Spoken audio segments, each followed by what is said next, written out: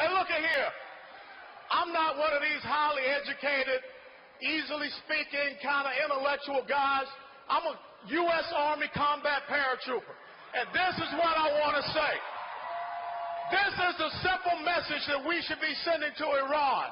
When Iran stands up and they chant death to America, all we need to say is, you first.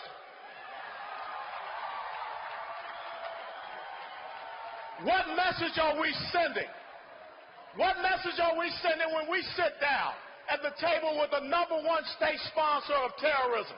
What message are we sending when we sit down with a country that is holding 4 Americans hostage? No different from the last time we had a weakling in the White House when we had 53 Americans being held hostage. What message do we send when we create this false narrative about either we sign this piece of paper that just the same meant nothing to Adolf Hitler, it means nothing to the Ayatollahs, or the only other alternative is to go to war? Well, let me tell you something. The United States of America is about victors. The United States of America is about champions. The United States of America does not surrender to a bunch of black-robed, crazed clerics that want to see us destroyed.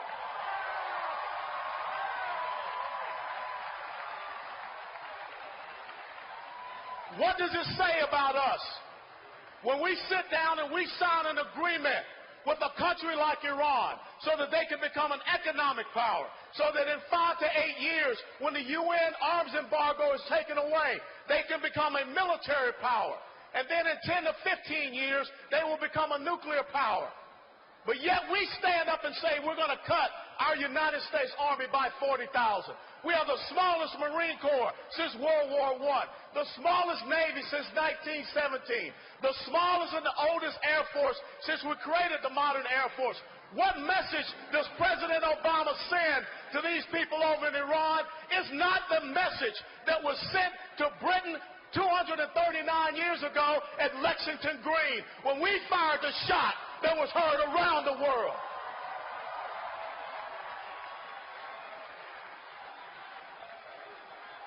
What message does it say to radical Islamic terrorists when we have people that go and kill our unarmed men and women at recruiting stations, at reserve component stations here in the United States of America, and we can't figure out if the kid was depressed, if the kid was on drugs? Well, hell no, he was a dadgum terrorist. That's what he was.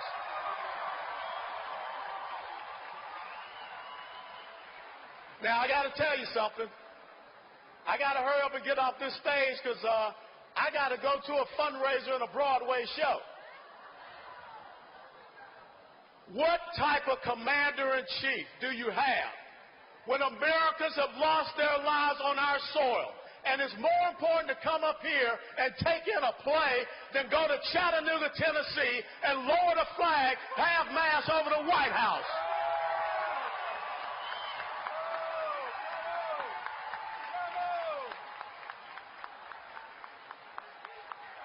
It's very simple, ladies and gentlemen. Alexander the Great had a fantastic quote. And he said, I would not fear an army of lions if they were led by sheep, but I would fear an army of sheep if they were to be led by a lion. This great nation is a nation of lions that is currently being led by the greatest of sheep that we have ever seen in our 239 years of existence.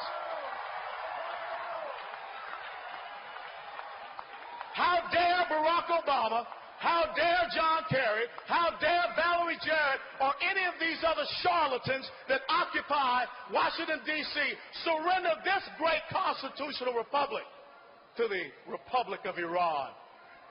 Ladies and gentlemen, it was said in December 1775 by Thomas Paine that these are the times that try men's souls, that the sunshine patriot and the summer soldier will shrink from his duties.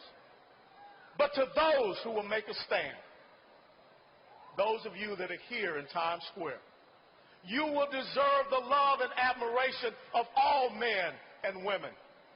Ladies and gentlemen, it's not over. You being here sends a message that the United States of America, I don't care who is occupying the White House, we're not surrendering our liberty, our freedom, our way of life.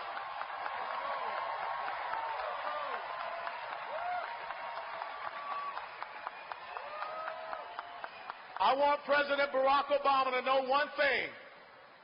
You may say that you have done something that no one else has ever done. You know why no one else has ever done it? Because it's a damn stupid thing that you just did.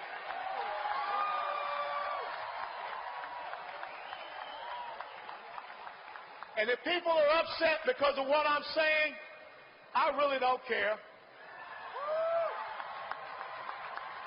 Because I had a father that stood in World War II. I had an older brother that stood and was wounded at Quai Son.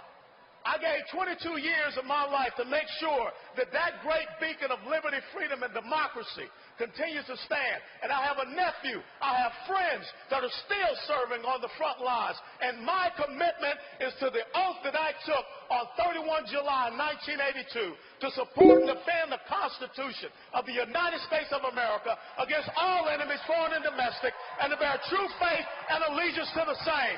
It's not to anybody's historic event. It's not for anyone to have some special exhibit in their presidential library. It's to make sure that the enemies of America and the enemies of Israel are crushed and brought to their knees. God bless you all. God bless America. God bless Israel. Thank you.